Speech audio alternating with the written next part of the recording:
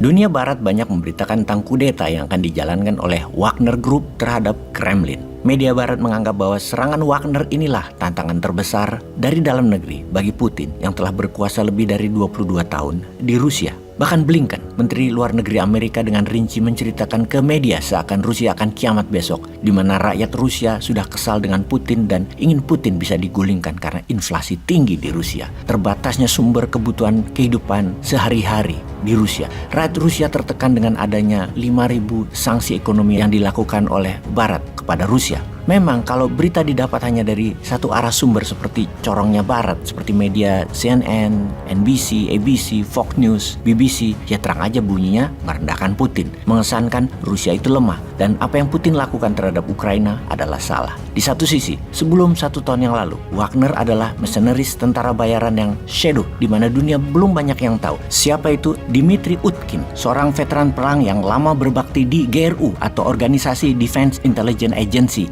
DIA-nya Rusia, sebagai pendiri Wagner. GRU berbeda dengan SVR atau CIA-nya Rusia, berbeda juga dengan FSB atau FBI-nya Rusia, yang usernya atau garis komandonya langsung ke pemimpin tertinggi Rusia, dalam hal ini sekarang yaitu ke Putin. Kalau GRU, usernya adalah Menteri Pertahanan dan Chief General Staff atau Kepala Staf Gabungan Panglima Militer Rusia. Dmitry Utkin punya nama atau call sign adalah Wagner, di mana itulah nama muasal kelompok tentara bayaran yang dibangun tahun 2014 sebagai shadow army-nya Rusia yang independen, mendapatkan kontrak atau mendapatkan defense contract dari Kementerian Pertahanan. Yevgeny Prigozhin tadinya adalah orang di belakang layar, oligar sekutu Putin. Perusahaan Wagner di permukaan tercatat milik Prigozhin, namun operasional lapangan atau jenderalnya Wagner adalah Dmitry Utkin. Sepak terjang kontrak pertama sukses dijalankan oleh Wagner Group adalah menganeksasi Crimea, wilayah selatan Ukraina, tanpa perlawanan berarti dari Ukraina. Wilayah itu jatuh ke tangan Rusia, kemudian diadakan referendum, pro-Rusia menang. Sekarang Crimea masuk wilayah Federasi Rusia.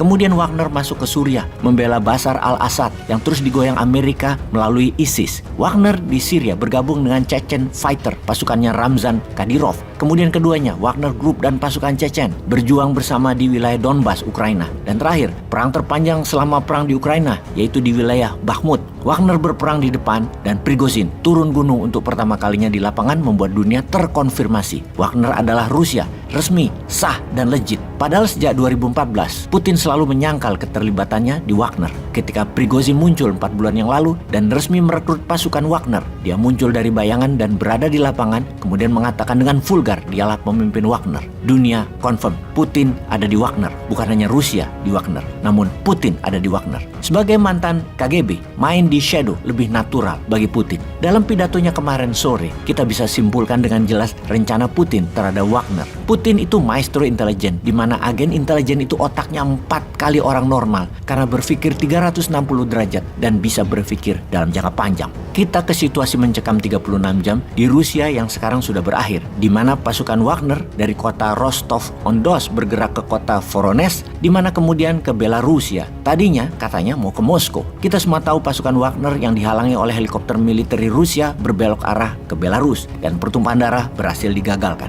Itu dramanya. Apakah benar Prigozhin murka pada Menteri Pertahanan dan Panglima Militer Rusia? Jawabannya adalah iya. Benar. Apakah Wagner mau menggulingkan Putin seperti halnya diberitakan oleh media Barat hingga Putin ketakutan dan lari meninggalkan Moskow? Ya enggak juga. Pasukan Wagner katanya 26.000 orang yang dengan tank dan senjata kurang amunisi tidak mungkin bisa mengalahkan 100.000 tentara yang melindungi Kremlin. Namun media Barat memang begitu memberitakannya. Kesannya Prigozhin akan kudeta dan Putin akan terguling. Kembali menganalisa pidato Putin kemarin sore. Perintah Putin jelas kepada pasukan Wagner. Tanggal 1 Juli 2023 batas akhir untuk mereka menandatangani kontrak kerja di bawah militer Rusia. Tidak lagi Wagner yang dapat kontraknya. Mereka secara pribadi diambil langsung untuk masuk di bawah struktur militer Rusia. Bagi tentara Wagner yang tidak setuju, harap balik ke rumah masing-masing atau tinggal di Belarus. Putin menggunakan Wagner sebagai hornet nest strategi, memancing Barat, meminjam tangan untuk merapikan militer, meminjam tangan untuk menata ulang Wagner. Dapat dipastikan Putin